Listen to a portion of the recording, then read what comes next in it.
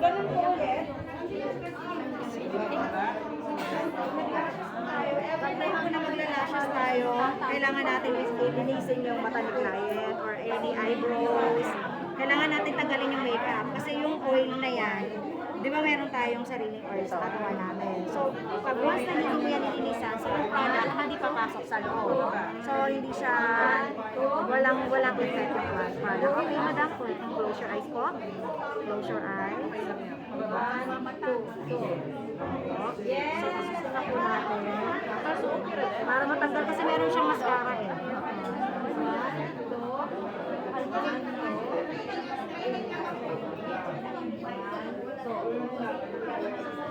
Hindi naman masakit sa mata yan. Ay, hindi po.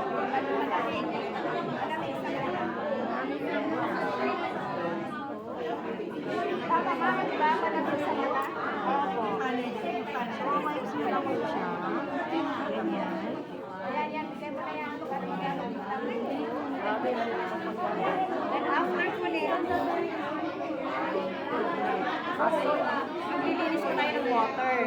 So, ang proper po talaga ng client, ng staff ganito. Dito yung staff. Linisan po siya natin siya ng water. Kasi yung water? Opo, water lang po. Kasi meron pang mascara. So, sa kabilang mata. Lakay ka ba mascara? Opo, pwede natin ganyan yung ulo ni client.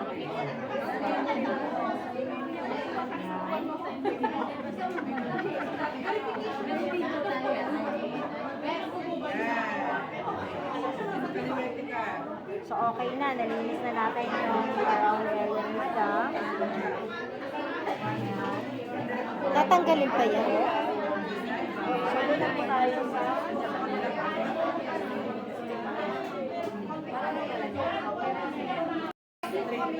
Ito ang disposable applicator, tape. At ang number 1 na pinaka-importante is yung shield. So, sa mata niya,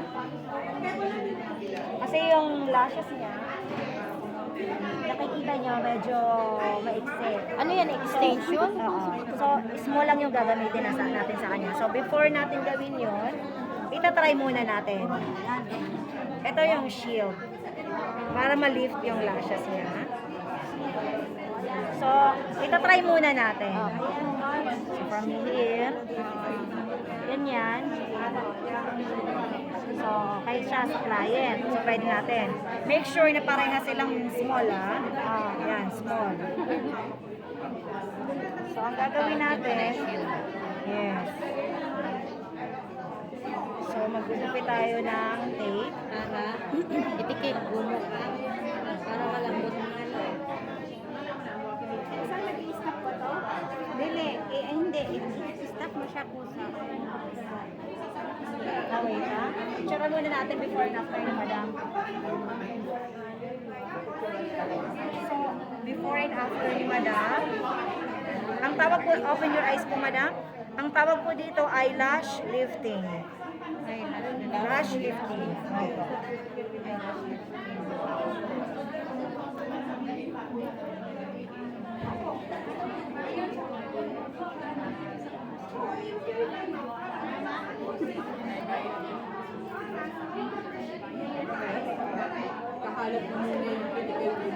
So, paglagay po ng tape, ganito po. Galing nyo to. Ayan. Kailangan naka-ready na lahat ng gamit nyo sa tabi mo. Para hindi nalalayo. Oo. So, madam, open your eyes po. Look up. Cover nyo lang yung lower lashes ni client. Sa baba. Yes. Iba na talaga, daming nakatutok na camera, oh. Okay. Now. Tapos ito po, kasi kailangan walang na tape. Kailangan i-cover talaga. Extension, ilang days yan bago maano? Yung lash lifting po, it lasts for 4 to 6 weeks po. Yung lash lifting. Sa lash lifting po Pero muna yung tayo. extension, Yung extension po, 2 to 3 weeks. It's depend. Okay, close your eyes. Huwag ka na lang maghilamos, ha? Yan. Hindi na pwede. So na-cover na natin lahat. So, ang gagawin naman natin is, ididikit na natin yung shield para ma-lift yung lashes niya. So, kailangan natin ng neto, stick, tsaka ito. So, ang gagamitin natin, number 1 is bonding gel. Para pandikit. So, small amount lang po.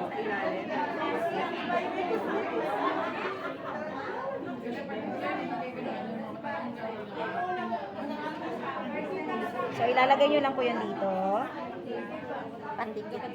Opo. Hindi po. So, from here, hahatakin nyo po yung ano na yung client, ha? Yan, ganyan. Saka pa wala. So, make it sure na lahat ng area ay na-cover mo siya. Tapos, meron pa ditong buhok. So, kukunin mo siya dito sa gilid. Yan. So, natapos na tayo dito. Dito naman tayo sa taas maglalagay ng glue para madikit siya. Small amount lang ng glue. Iangat lang po pala yun. Opo. Iaangat mo lang siya isa-isa. So, ako po kasi nilalagyan ko muna ng ganyan before ko gagamitan ng suklay. Ito po yung suklay. So, hawakan mo dito si client. Para umangat lang po. Opo.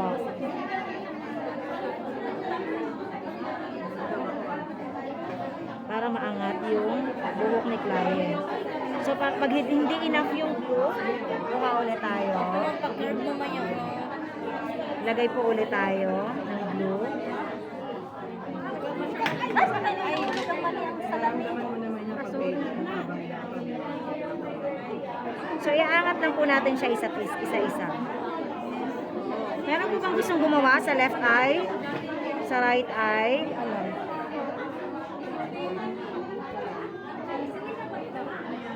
Galing naman yun. Baka di ba mo ng kamay ay? Parang ganang kamay. Thank you. So yung pressure, wag masyado nating para hindi nasasaktan si client, ha? Dahan-dahan lang, matatapos din tayo dyan. Yan, dito naman tayo maglalagay ulit. Onti-onti lang na glue. Yung sakto lang na makadikit.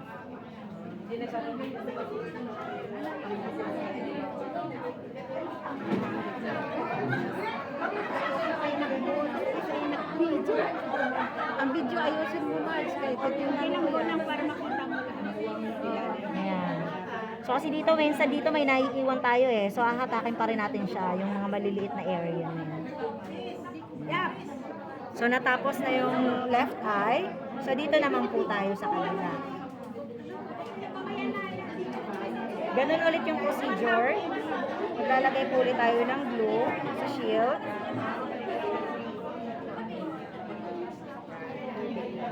Konti lang, small amount lang po.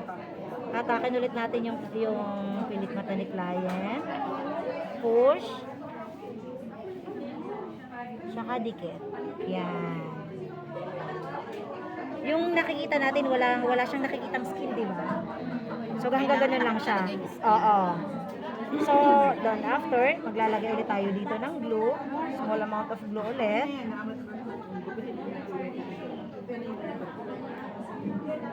Diretso angat. Ganyan po. Wala po. Wala kami po. 15 minutes yun. Baka sumobra yung kulay nila. Opo, tatanggalin na po natin yun. Mas mabuti nga hindi na tayo hindi pa natin na. Mas maganda din yung dark. Mga ilang minutes po yan pag ililib natin yan. Ito po, yung first first cream natin, yung lifting balm natin is 12 minutes lang. 12 minutes. Oo. Pero pag si client, first virgin yung mata, tapos medyo makapal yung strands ng lashes niya, so mag-stand lang po tayo ng 1 minute more. 1 minute? Apo.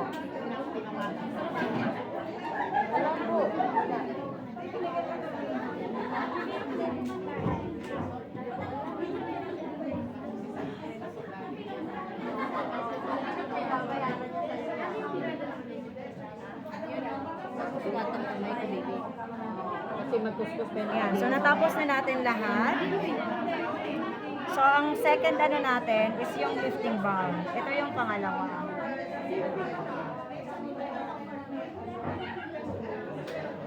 Binubutasan ko na lang siya para hindi sumingaw. So pipress mo lang siya ganyan. Pakakuha ng small amount po. Tapos start from here. Dip. Dip. Dito lang po sa area na to, ha? Pinaka-dulo niya.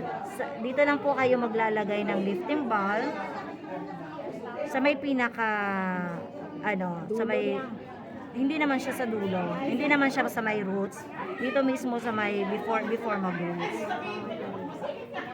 In between po, ha?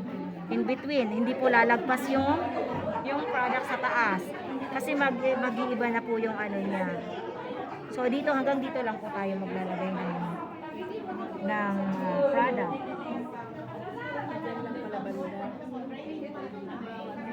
Opo.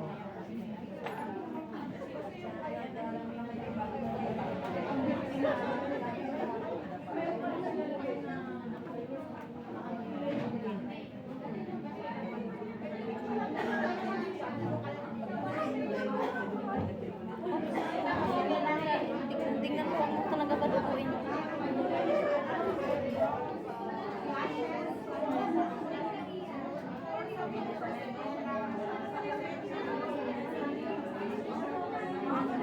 Yan.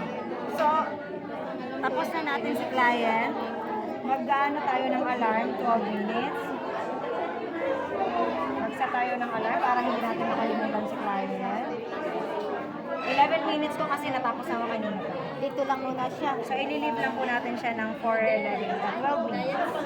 Mag-close lang pa rin yung... Opo, close lang eyes po.